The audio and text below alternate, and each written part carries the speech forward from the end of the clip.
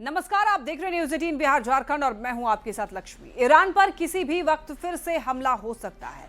Iran में पश्चिमी और दक्षिण इलाके की तरफ एयर स्पेस बंद करने की खबर ने नया सिग्नल दे दिया है और इस बीच खबर आई है कि अमेरिका 7000 बंकर बस्टर बम तेल अवीव और हाइफा पहुंचाने वाला, और इसीलिए सवाल उठ रहा है कि क्या ईरान के खिलाफ दूसरा युद्ध शुरू हो चुका है।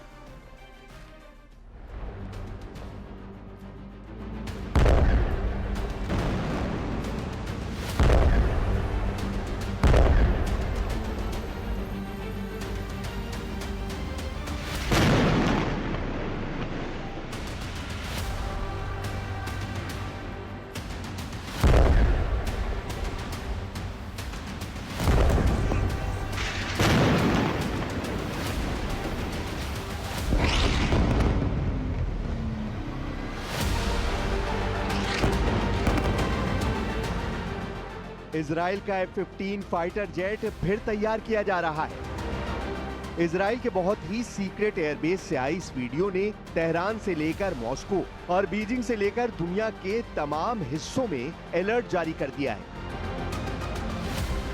खबर पक्की बताई जा रही है क्योंकि पश्चिम एशिया में नया खौफ बहुत बड़े सवालों के साथ पैर पसार रहा है।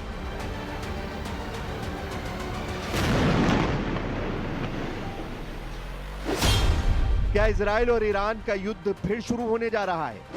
क्या हमला जुलाई महीने में किसी भी वक्त शुरू हो सकता है? और क्या इस बार ईरान और इजराइल के युद्ध को कोई नहीं रोक पाएगा?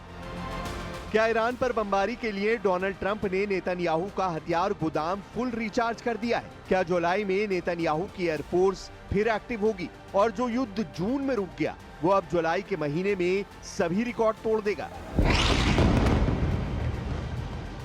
ईरान और इजराइल का युद्ध किसी भी वक्त फिर से शुरू हो सकता है। इसके दो बड़े सिग्नल मिल चुके हैं।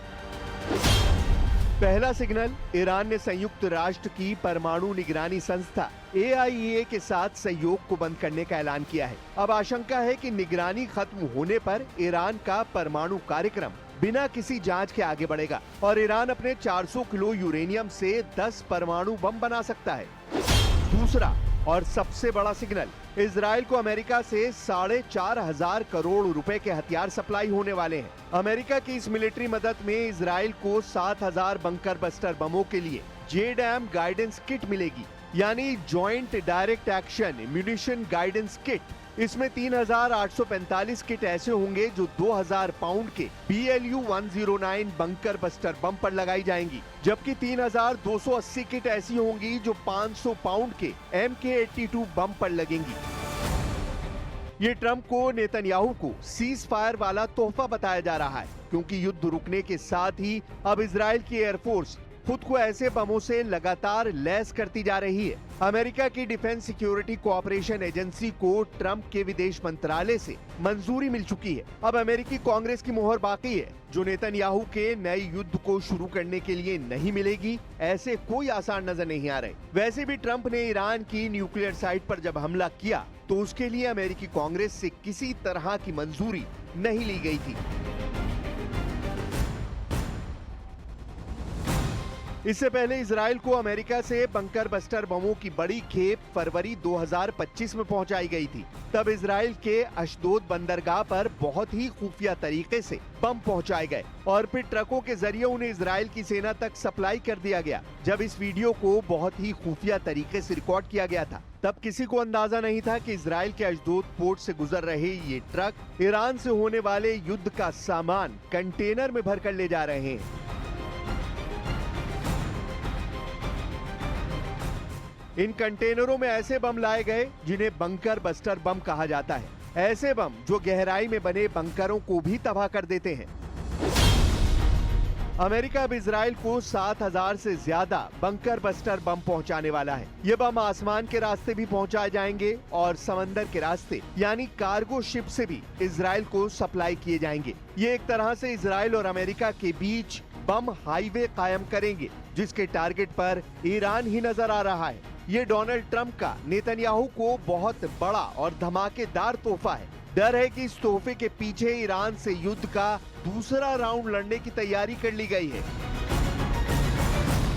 यही वजह है कि इजराइल की एयरफोर्स फिर से सुपर एक्टिव मोड में है। इजराइल के एयरबेस पर लगातार काम चल रहा है। ये है अमेरिका से सप्लाई किया गया MK-84 बंकर बस्टर बम। इसी बम से इजराइल ने अब तक गजा के कोने कोने को मिट्टी में मिलाया है और ईरान पर भी ऐसे ही बमों से हमले किए गए हैं। लेकिन जुलाई को लेकर ट्रंप और नेतन्याहू की जो तैयारी है वो एक लंबे युद्ध की तरफ इशारा कर रही है। 2000 पाउंड या फिर 900 किलो के इस बम की ताकत क्या है, आप धमाकों को देखकर समझ सकते हैं।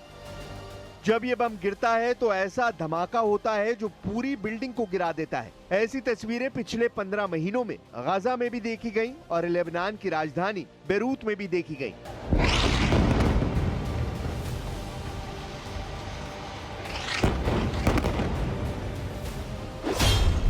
फरवरी में अमेरिका ने इजराइल को ऐसे 10,000 बम सप्लाई किए। अब जुलाई में ऐसे ही 7,000 और बम पहुंचाने की तैयारी कर ली गई है। यानी गजा और बेरूत के बाद ईरान पर भी मेड इन अमेरिका वाला बारूद फिर से बरसाने की तैयारी हो चुकी है।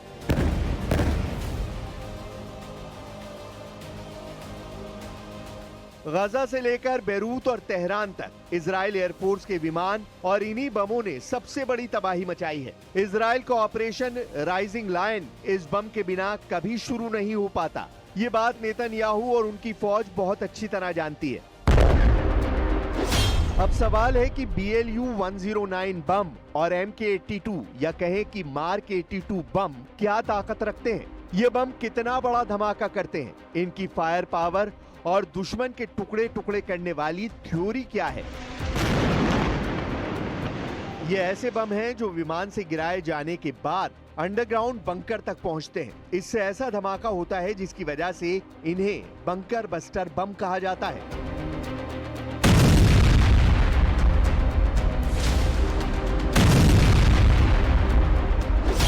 जब मार्क 82 बम फटता है तो 15 मीटर चौड़ा और 11 मीटर गहरा गड्ढा करता है। ये बम 3.5 मीटर मोटी कंक्रीट को चीरकर बंकर में बैठे दुश्मन को खत्म कर सकता है। अगर बंकर लोहे का है तो ये 38 सेंटीमीटर मोटी मेटल की दीवार को भी भेद सकता है।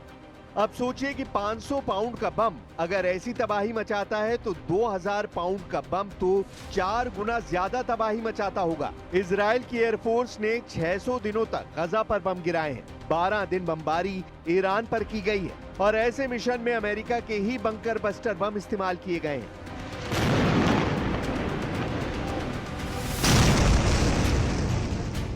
अब ईरान से युद्ध का दूसरा बड़ा सिग्नल तेहरान की सरकार का बहुत बड़ा कदम बताया जा रहा है। ईरान के राष्ट्रपति मसूद पेज़ेश्कियान ने IAEA से रिश्ते तोड़ने का ऐलान किया है। ईरान ने यह फैसला इजराइल और अमेरिका के हमलों को देखते हुए लिया है, क्योंकि ईरान के परमाणु ठिकानों को टारगेट किया गया और ईरान की तरफ से ऐसा फैसला लिया जाएगा, इसकी पूरी उम्मीद थी। قانون تعلیق همکاری با آژانس بین‌المللی انرژی اتمی ابلاغ شد. رئیس جمهور قانون الزام دولت به تعلیق همکاری با آژانس بین‌المللی انرژی اتمی را برای اجرا به دستگاه‌ها و سازمان‌ها ابلاغ کرد. طرح تعلیق همکاری با آژانس هفته گذشته در مجلس شورای اسلامی تصویب و در شورای نگهبان تایید شده بود. ईरान के इसी बड़े फैसले ने अमेरिका और इजराइल को फिर से एक्टिव कर दिया है, क्योंकि IAEA की निगरानी बंद होने का मतलब है ईरान के परमाणु कार्यक्रम पर अब अंतर्राष्ट्रीय निगरानी बंद रहेगी। It is, we'll use the word unacceptable, that Iran chose to suspend cooperation with the IAEA at a time when it has a window of opportunity to reverse course and choose a path of peace and prosperity. Iran must cooperate fully without further delay. It is worth repeating, as we've made tremendous strides to this through Donald Trump's leadership, Iran cannot and will not have a nuclear weapon. Iran का दावा है कि America और Israel के हमलों ने पश्चिम Asia में अंतर्राष्ट्रीय कानून की धज्जियां उड़ा दी हैं और अब ऐसे किसी कानून पर यकीन नहीं किया जा सकता जो अमेरिका और इजराइल के हितों को न सिर्फ साध रहा है बल्कि उनकी साजिशों का हिस्सा बन रहा है। 13 जून को इजराइल ने ईरान पर हमला किया था। ये हमले 12 दिन तक चले और इस दौरान इजराइल ने ईरान के टॉप कमांडरों से लेकर उसके बहुत ही खास वैज्ञानिकों पर हमले किए। 12 दिनों के युद्ध में इजराइल की एयरफोर्स ने करीब 900 टारगेट्स पर बमबारी की। इसमें 1500 जगह ऐसी थी जहां करीब 4500 बम गिराए गए। इन हमलों में 370 स्ट्राइक लड़ाकू विमानों से की गई, जबकि बाकी हमले ड्रोन से अंजाम दिए गए। इसमें कोई शक नहीं कि ईरान के आसमान में इजराइल की वायुसेना की पूरी मनमर्जी चली। नेतन्याहू के ऑर्डर पर तेहरान से लेकर तबरीज और इस्फहान से लेकर खुर्रमाबाद तक इजराइल के बंकर बस्टर बमों ने ईरान के हर डिफेंस को चारों खाने चित कर दिया। लेकिन इन 12 दिनों के युद्ध का दूसरा सच ये है कि ईरान की मिसाइलों ने इजराइल के शहरों को बुरी तरह तबाह करके रख दिया।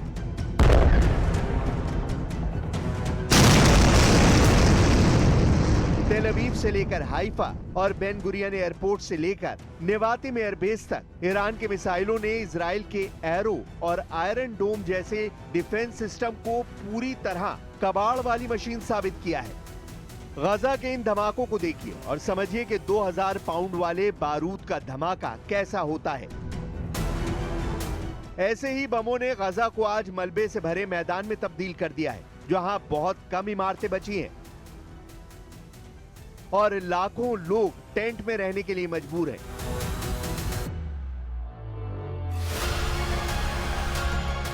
अमेरिका की news agency the associated press की खबर है कि गाजा में मदद पहुंचाए जाने के दौरान जो अमेरिकी सुरक्षा कर्मी गाजा में मौजूद हैं, वो लोगों पर गोलियां चला रहे हैं।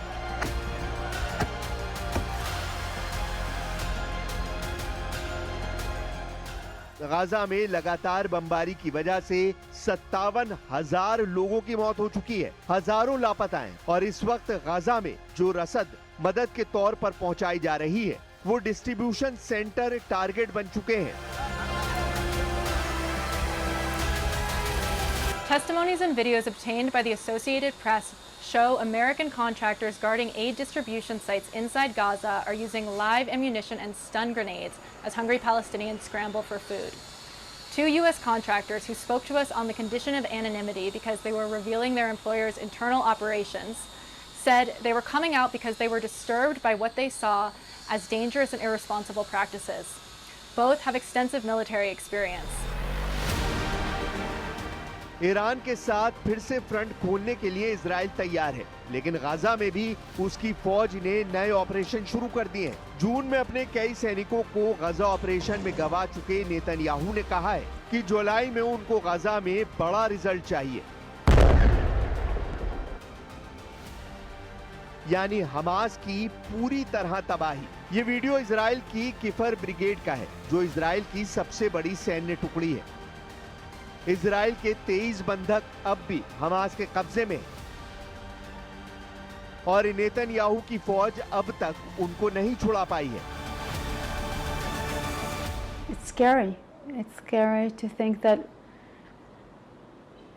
this will not be over soon.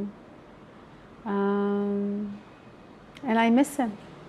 I so much miss him, and I wanna see him again. वैसे नेतन्याहू का सबसे बड़ा फोकस ईरान पर है। मुमकिन है कि अमेरिका की तरफ से आने वाले 2000 पाउंड वाले नए बमों से अब गाजा पर हमले ना किए जाएं। लेकिन इजराइल का मानना है कि उसके दुश्मन युद्ध खत्म होने के बाद अब भी एक्टिव है और ईरान इस फहरिस्त में सबसे ऊपर है। इसलिए ये बात साफ है कि इजराइल को अमेरिका से हथियारों वाली मदद पर ब्रेक नहीं लगने जा रही। डोनाल्ड ट्रंप ने इजराइल की वॉर मशीन को लगातार ईंधन सप्लाई करने का फैसला लिया है।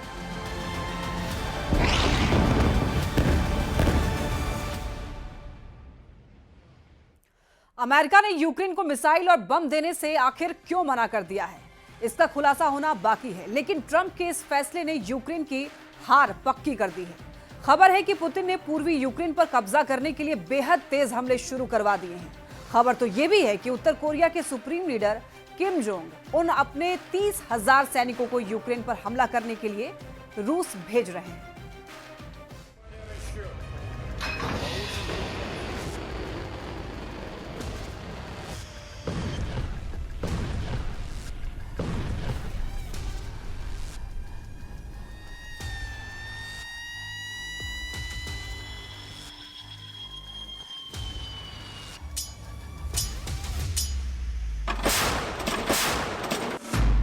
पुतिन ट्रंप का डबल हमला, बिना मिसाइल लड़ेगा यूक्रेन। पिछले 7 दिन यूक्रेन के लिए बेहद खौफनाक और दर्दनाक साबित हुए हैं। द नेदरलैंड्स के हेग में जिस वक्त ट्रंप और जेलेंस्की के बीच 50 मिनट की मीटिंग हुई, उस वक्त लग रहा था कि यूक्रेन को रूस से जंग जीतने के लिए यूरोप के साथ साथ अमेरिका की तरफ से घातक मिसाइलें मिलती रहेंगी। अनुमान लगाया गया था कि अमेरिका जल्द ही बहुत बड़ी संख्या में पेट्रियट मिसाइलें यूक्रेन को दे सकता है, लेकिन महज 18 घंटे पहले अमेरिका ने यूक्रेन को इतना जबरदस्त धोखा दिया है कि अब जेलेंस्की के यूक्रेन की हार लगभग तय है। अमेरिका की तरफ से खबरें आ रही हैं कि उसने उस सैन्य जहाज को रोक दिया है जिसमें अमेरिका से यूक्रेन बहुत बड़ी संख्या में मिसाइलें जा रही थी। यानी जो मिसाइलें अमेरिका से यूक्रेन जाने वाली थी, उन्हें अमेरिका ने यूक्रेन जाने से रोक दिया है। इस खबर ने जेलेंस्की के होश उड़ा दिए हैं। तो वहीं दूसरी तरफ पुतिन बेहद खुश है। रूस ने यूक्रेन के सूमे में पहले ही 50,000 सैनिकों को घेराबंदी में लगा दिया है। यूक्रेन के पोक्रोस्क में 1 लाख सैनिक रूस को जीत दिलाने के लिए एड़ी चोटी का जोर लगा रहे हैं। और इधर अब कुछ खबरों में दावा किया गया है कि उत्तर कोरिया के 30,000 सैनिक रूस की तरफ से यूक्रेन पर हमला करने के लिए आने वाले हैं। यूक्रेन की हार पक्की, अमेरिका नहीं देगा मिसाइल।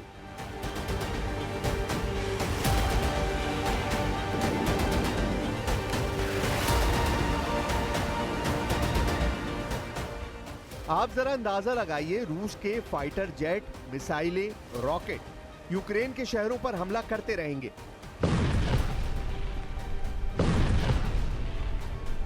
लेकिन यूक्रेन अब मिसाइलों से रूस पर पलटवार नहीं कर पाएगा। आप अंदाजा लगाइए, रूस के आत्मघाती ड्रोन और इस्कंदर M जैसे मिसाइलें यूक्रेन के चीथड़े उड़ाती रहेंगी।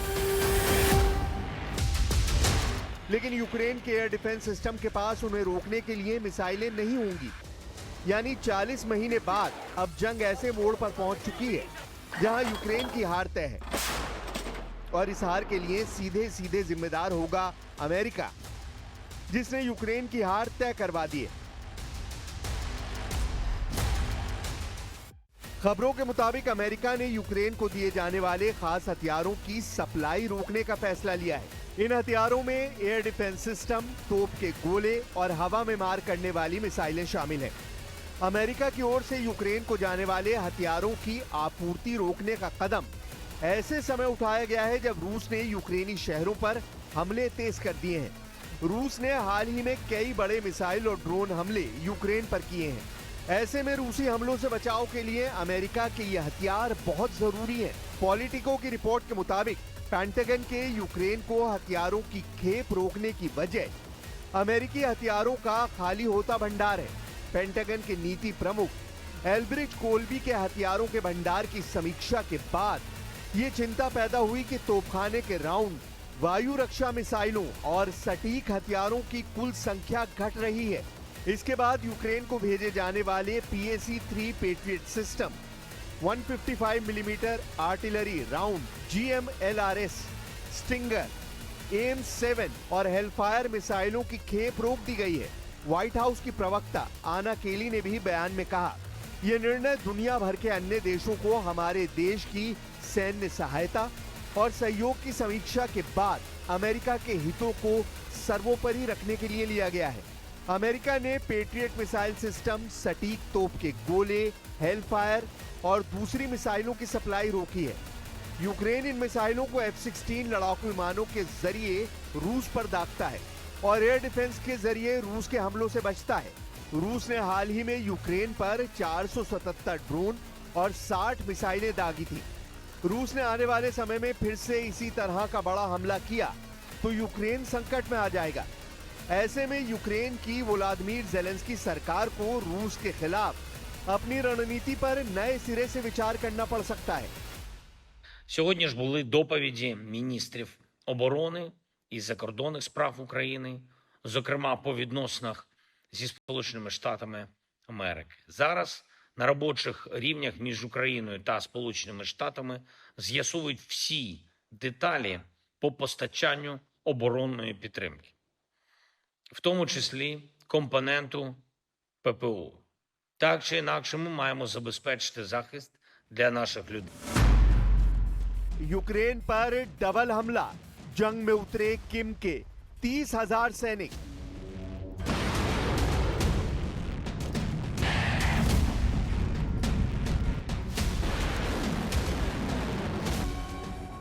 रूस ने पूर्वी यूक्रेन में सेना के 2 शहरों पोक्रोव्स्क और कोस्टियांटिनविका के पास घुसपैठ की है। यहां पर भयंकर हमले किए हैं। रॉयटर्स के मुताबिक रूसी सेना निप्रोपेट्रोव्स्क क्षेत्र की सीमा में घुसपैठ करने के इरादे से लगातार हमले कर रही है। अब तो खबर यह आ रही है कि उत्तर कोरिया 30,000 से ज्यादा सैनिक रूस भेजने जा रहा है, जो यूक्रेन पर हमला करेंगे।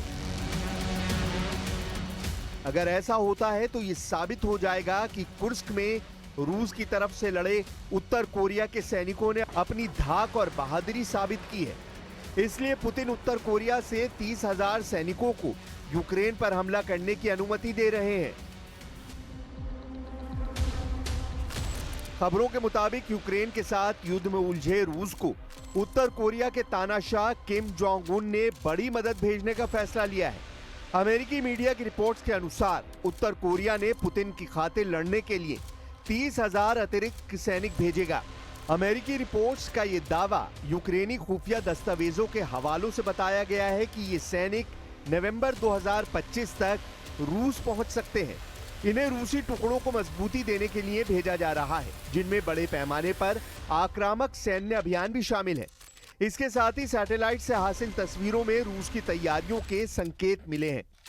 सैटेलाइट तस्वीरों में उत्तर कोरियाई तैनाती के लिए पहले इस्तेमाल किए गए जहाजों को रूसी बंदरगाहों में देखा गया और कार्गो विमानों के उड़ान पैटर्न से पता चला कि सैनिकों को रूस लाने वाले मार्ग सक्रिय थे।